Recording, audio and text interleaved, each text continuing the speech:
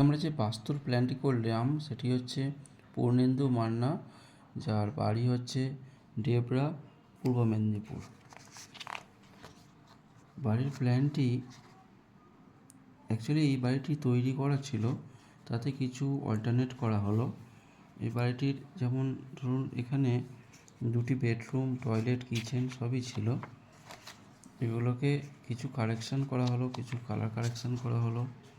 এখানে আমরা degree wise 360 ডিগ্রিতে টোটাল ভাগ করে কাজটা করেছি। এটা একতলা এবং দুইতলা দুটি ফ্লোরেরই আলাদা আলাদা করে বাস্তু বিচার করা হয়েছে। এই বাড়িটির উত্তর দিকে দেখতে পাচ্ছেন, উত্তর দিকে একটি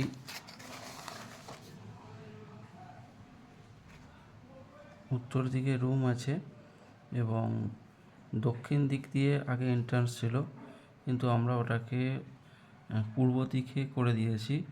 পূর্ব দিক দিয়ে ওনার বাস্তু অনুযায়ী জিনিসটা চাইছিল এবং নিচের ফ্লোরটি উনি চাইছিলেন যে ভাড়া ঘর করে দেব, সেই জন্য নিচেরটা আলাদা আর উপরটা আলাদা করে আমরা প্ল্যানটা সাজিয়ে দিয়েছি।